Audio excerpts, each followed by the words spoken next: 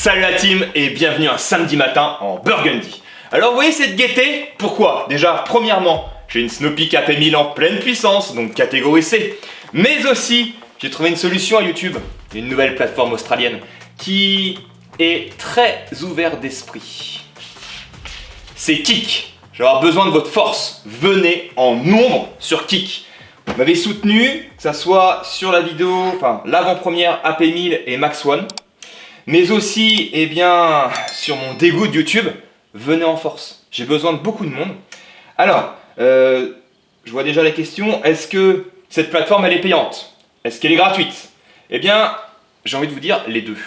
Et vous me connaissez, j'ai le choix soit de faire une plateforme payante avec des abonnements ou soit de faire du contenu gratuit. J'ai choisi de faire du contenu gratuit. Comment je vais faire pour me rémunérer? Eh bien, c'est très simple, hein. À l'aide des commissions de... Je le dis plus trop parce que j'ai très peur de YouTube. Voilà, il va falloir m'aider là-dessus. Et on va pouvoir faire des lives. Oui, j'en parle pas trop fort, où je vais pouvoir... Je fais gaffe, hein, parce qu'on est sur YouTube. J'ai très peur de me prendre encore un strike. Et est-ce que je vais continuer YouTube? Bien sûr, tant que YouTube accepte mes vidéos. Par contre, on va faire un contenu d'un autre genre. Et ça va être beaucoup plus fun sur Kick. Voilà, venez sur Kick, vous allez vraiment pas déçus, quoi. En tout cas, voilà, beaucoup d'espoir dans cette plateforme. Bon bah, maintenant on va attaquer un petit 25 mètres. On va voir ce que ça donne. Donc toujours une journée où, vous pouvez regarder à la caméra, il y a du vent, hein. On a à peu près 20 km/h. Mais on est en pleine puissance avec celle-ci. Donc ça devrait le faire. Allez. Donc là, j'utilise des plombs GSB Exact Jumbo. Est-ce que j'ai mes chaussons de compétition pour... Ça améliore la précision, ces chaussons. Surtout quand vous êtes chez vous, là. Hop. Allez, ça c'est cool. Donc j'ai... Attends, regardez. Oui, il y a déjà un premier impact. J'ai réglé les lunettes. Allez, go.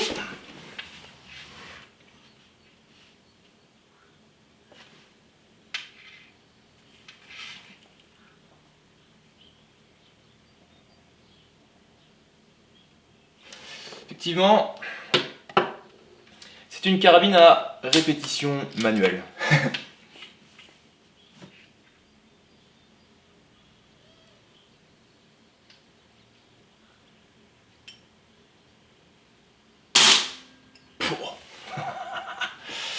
Ah bah ouais, hein, tu fais plutôt malin le vent là. Hein. Je sais même pas combien elle sort, elle doit être dans les 35-40 joules, mais ça se voit tout de suite là.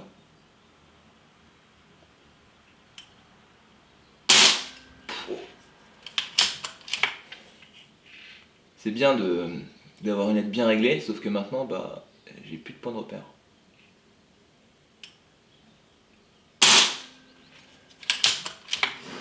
Je vais changer de cible, de point de référence pour le 50 mètres. Hein.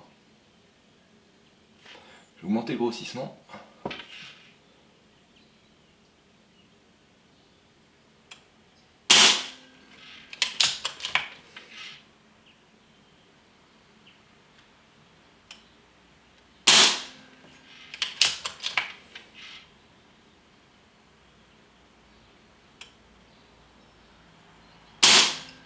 Alors non, elle ne fait pas plus de bruit en pleine puissance, hein, la preuve.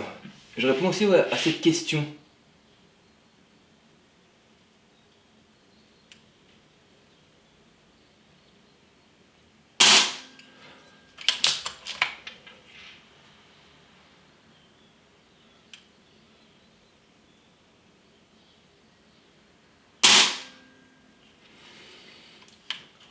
Elle consomme pas plus, parce que j'ai pas touché au régulateur.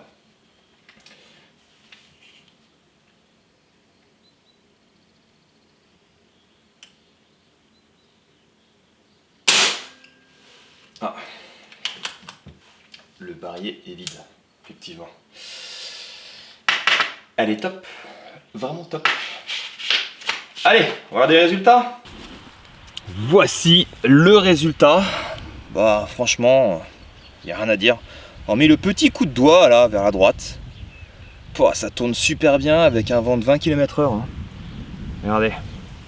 Je souffle sur les branches, hein, comme ça. Non, je rigole. Non, non, c'est bien la réalité. C'est top, hein. Vraiment top. J'adore cette carabine. Son look, sa précision, elle est équipée d'un régulateur, son rapport qualité-prix qui est démentiel. Là, la concurrence, ils vont avoir beaucoup de mal avec celle-ci. Hein. Allez, j'ouvre la fenêtre, on est reparti pour un tour. Ça filme correctement? Oui, ok. Allez, donc là, on est à 50 mètres. J'ai appliqué aucune correction avec la lunette. Toujours avec du JSB Jumbo Exact. Par contre, je me suis fait plaisir, hein, là, sur la cible. Hein. J'ai collé les fameuses petites cibles réactives de chez Top Tier.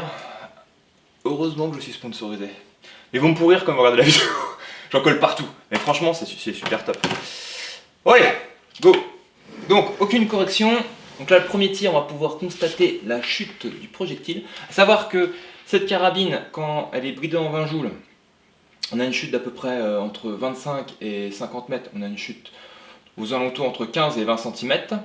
Et là, on est en pleine puissance, on va pouvoir constater la chute. Donc je vais tirer sur la cible qui est tout à gauche.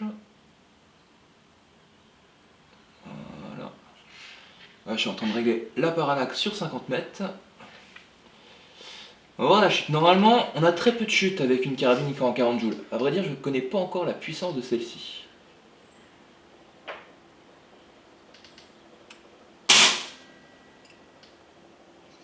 Donc niveau hauteur, on constate que je suis dans le 6. Donc ça, il n'y a pas de souci. Mais effectivement, notre projectile est dévié certainement par le vent.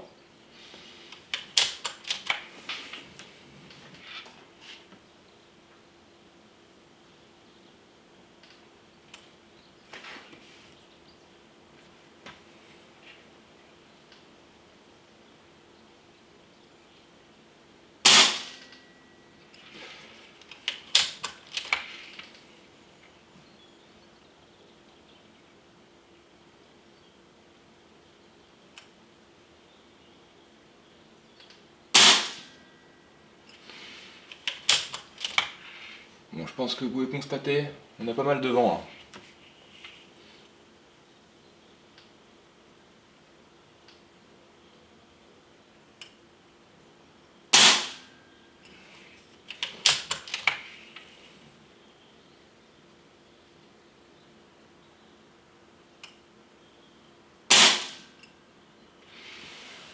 Vous savez ce qu'on va faire?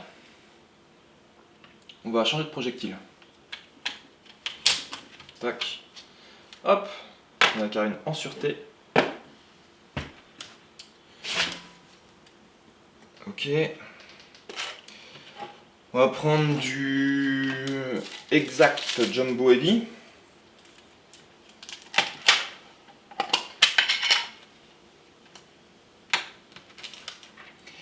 Je vais utiliser le single shot.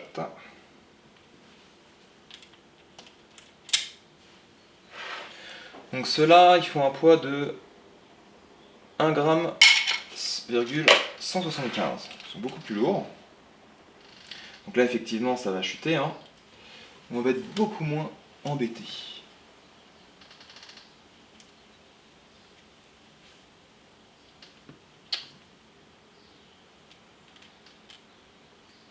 Voilà.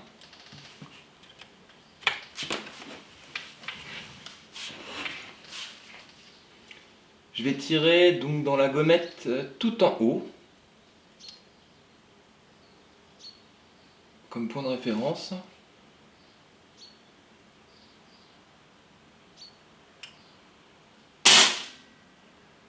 Donc là on chute, hein.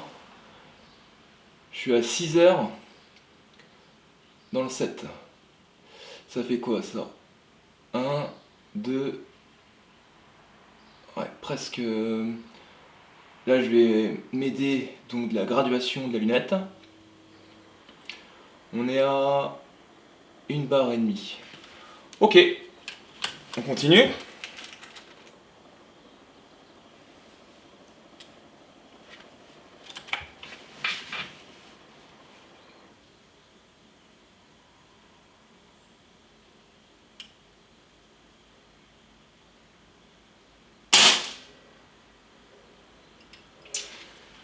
c'est un petit peu haut. C'est pas grave.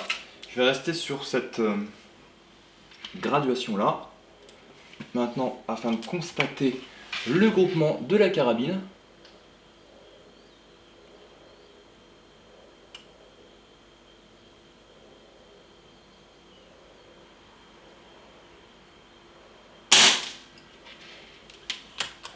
Ça s'arrange, hein? Ça s'arrange, hein? Vous avez eu peur? Là, on peut constater la différence entre un plomb léger et un plomb heavy, un plomb lourd, quand on a du vent.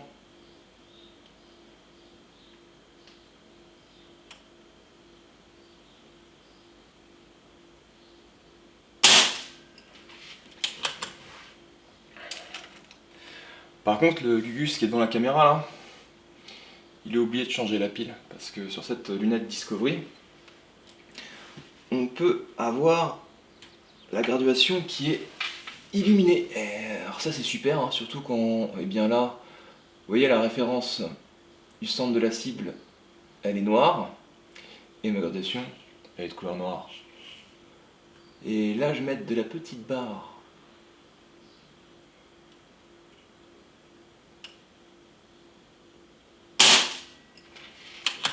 J'ai bougé. De plus, je n'utilise pas de chevet de tir.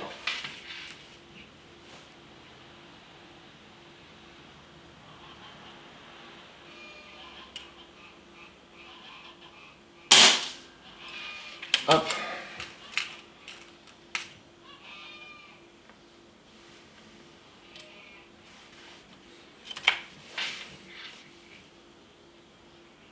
Cette carabine là, sur ces deux essais, hein, que ce soit en version catégorie D ou catégorie C, je l'aurais utilisé vraiment un côté tactique avec du vent et tout ça. C'est vrai que je ne l'ai pas mis à l'honneur. Cet été, je vais refaire une vidéo où on va la mettre sur chevalet de tir avec très peu de vent. On aura bien meilleurs résultats. Mais au moins, ça montre un petit peu ce que ça peut donner dans de mauvaises conditions.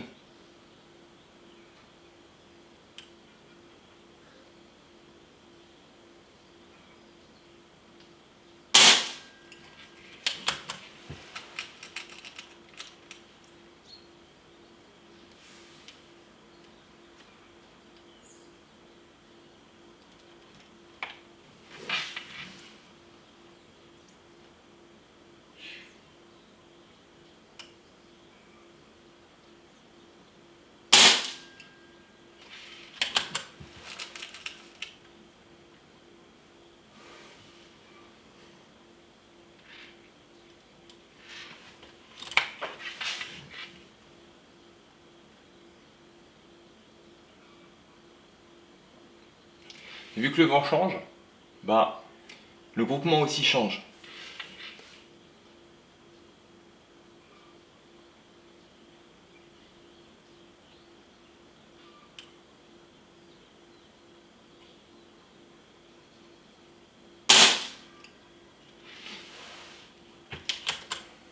Bon, un dernier plomb.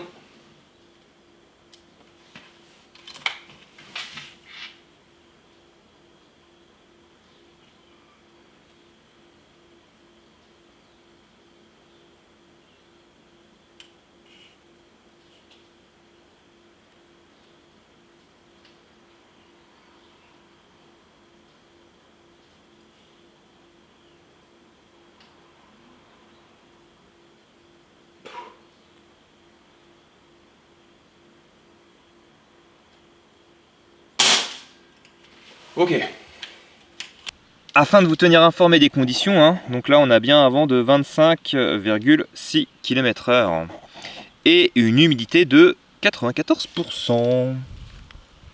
Donc là, à gauche, on repère les impacts, enfin le groupement qu'on peut obtenir avec des plombs JSB Jumbo Exact. Et là, le groupement avec des plombs JSB Jumbo Heavy. Effectivement, c'est fort bien pratique, hein. Nous sommes le deuxième jour et nous avons enfin du soleil. Avec un temps qui est un peu plus clément, entre 15 et 16 km/h.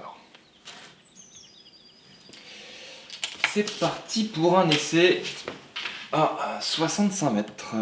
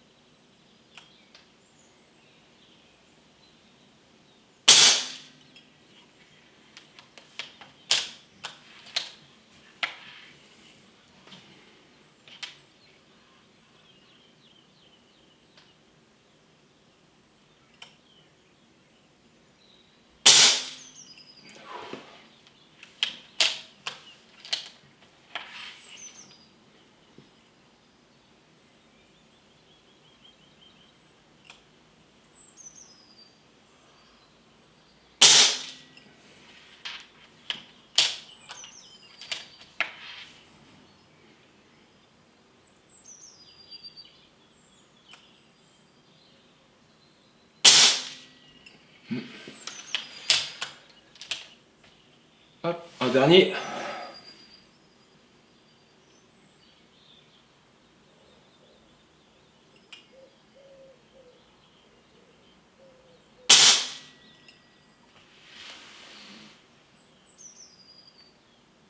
Pas mal. Pas mal. À voir avec un vent en dessous de 10 km/h. Elle peut être super sympa. C'est parti pour la prise de vitesse. On check le poids, la plage, ok, et ce sont bien des plombs GSB. Combo exact.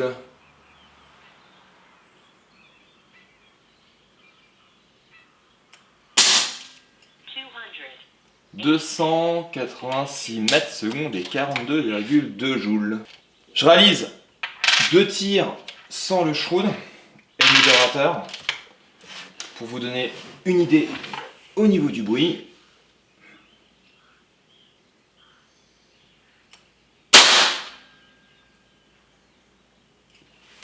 Ah ouais. Ah ouais.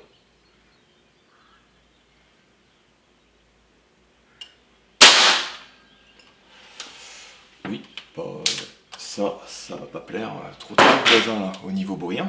On se retrouve dans le studio. Je vais vous montrer comment accéder au régulateur et au port de transfert. Allez! Donc, nous avons 2 vis ici.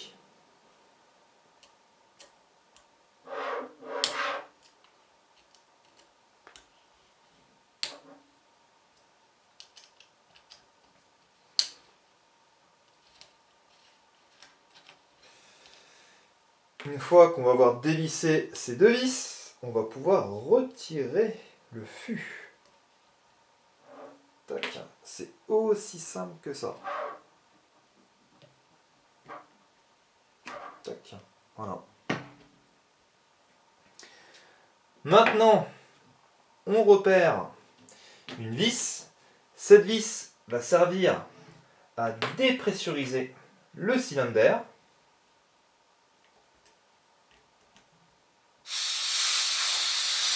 Donc tac, on dévisse.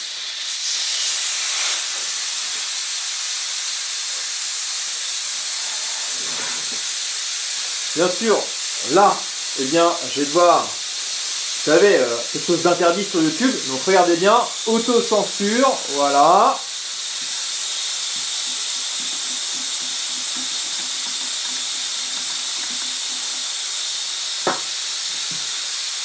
Par contre, je vous conseille de faire très attention quand vous allez enlever l'échappement, hein, on est d'accord. Eh bien, faites attention à ça, cette petite pièce. Alors, à quoi ça sert? Bon, bah, c'est pour visser le silencieux, hein, mais aussi ça va caler le shroud. Voilà, donc faites bien attention que cette pièce-là soit bien serrée.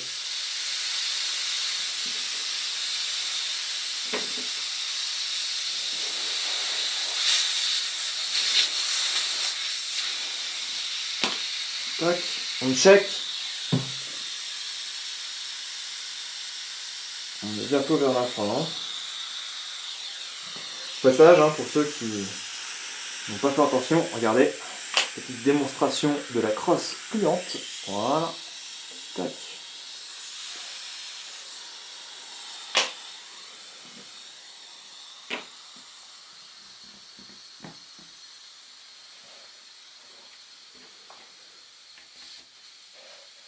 Ok.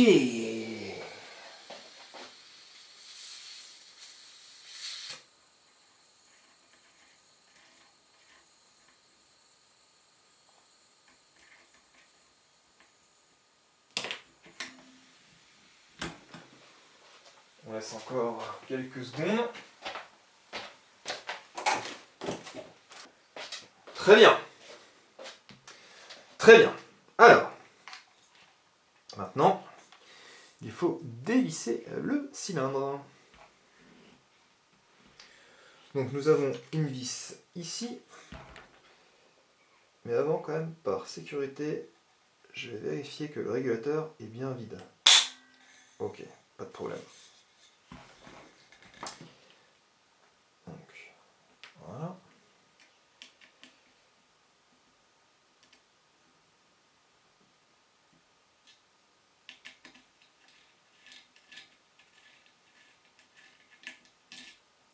Tac. Ici. Hop.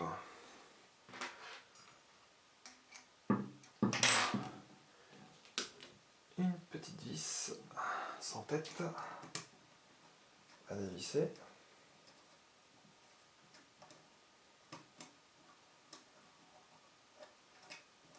Voilà. Le cylindre est vide. Ouais. Tac. On remarque au niveau du régulateur, eh bien on a à peu près un filet. Ok, bah allez, on monte tout, hein.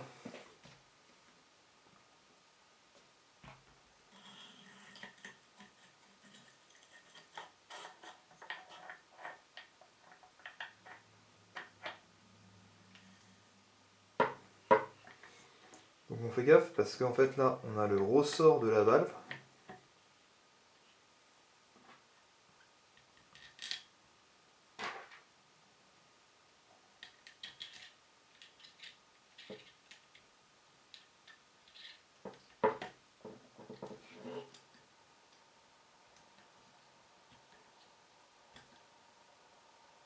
Tac.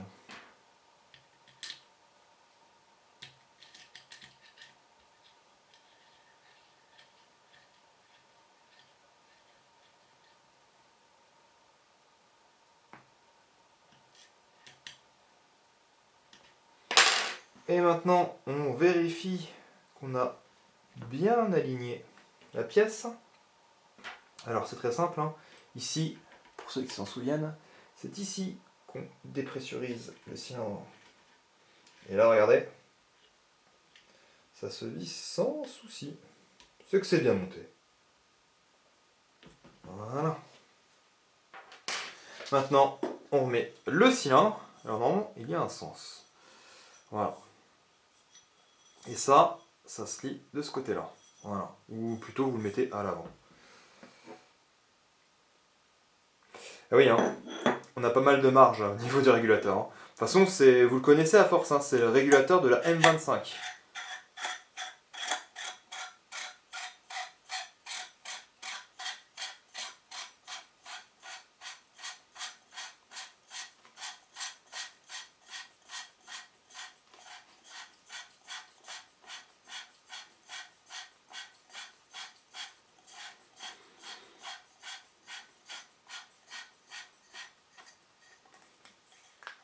Je sais pas comment je me débrouille, mais à chaque fois, là je viens de remarquer sur l'écran, il me reste 3 minutes pour remonter l'ensemble de la carabine, enfin le reste. Bon, on va se dépêcher, non? Tac.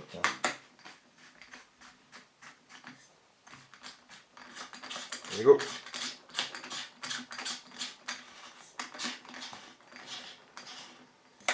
Voilà, là. Il reste 2 minutes. Promis, je le fais pas exprès. Voilà, vache. Là, ça devient un peu coton.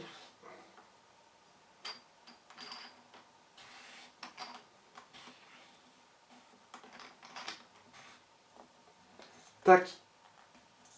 On check, c'est bon.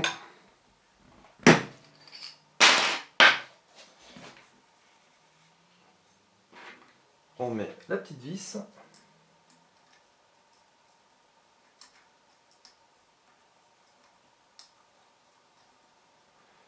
C'est bon, il reste encore 2 minutes. Tac. On fait gaffe à ça.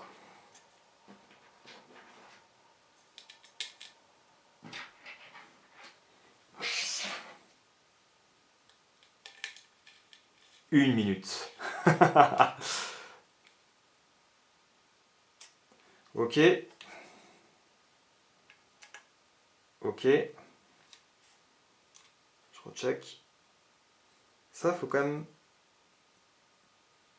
bien le serrer. Voilà. Pourquoi? Parce que ça retient ce fameux shroud. C'est vrai. Pas de temps à perdre. Et là, on finit avec le fût. Alors je sais plus s'il se glisse ou il se clip. Il se clip.